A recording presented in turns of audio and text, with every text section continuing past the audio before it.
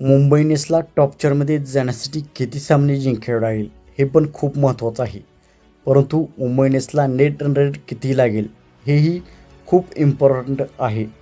तर किती रन्स किती विकेट्सनी जिंकावे लागेल तेव्हा मुंबई इंडियन्सची नेट रन रेट प्लसमध्ये येईल हे थोडक्यात आपण जाणून घेऊयात. तर मित्रांनो, मी आहे सोमनाथ सरगर, आपण पाहतात क्रिकेट मराठी.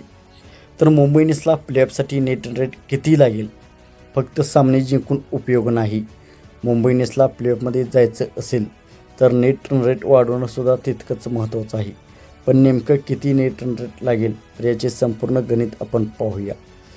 तर नेट रन रेट, किती जलद रन केले, किती रन्स दिले, मोठ्या फरकाने जिंकलं नेट रन रेट वाढतो, मोठ्या फरकाने पराभूत झालं तर नेट रन रेट घसरतो. तर मुंबई इंडियन्सची सध्याची स्थिती 7 सामने 2 विजय, चेन्नई सुपर किंग्स विरुद्ध मोठा पराभव, त्यामुळे मुंबई इंडियन्सची नेट रन रेट घसरलेली आहे, निगेटिव्हमध्ये गेलेलं आहे. म्हणजे आता कमबॅक करायचं असेल तर नेट रन रेट बूस्ट करावाच लागेल. तर इंडियन प्रीमियर लीगमध्ये साधारण टॉप 4 टीम्स +3 पॉईंट ते +8 पॉईंट नेट रन रेट असावे लागते. म्हणजे यमाला किमान +0.2 ते 0.5 नेट रन रेट ठेवावा लागेल. फक्त जिंकणं पुरेसं नाही. एक्झाम्पल 180 चेस 15 ओव्हर्समध्ये केलं तर ह्यूज बूस्ट नेट रन रेटमध्ये होतो. ऑपोजिशन टीमला 180वर रोखलं तर नेट रन रेटमध्ये फायदा होतो.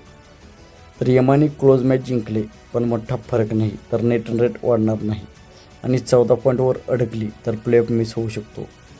यमासाठी इक्वेशन 6 विजय plus strong net run rate top 4साठी चान्स आहे.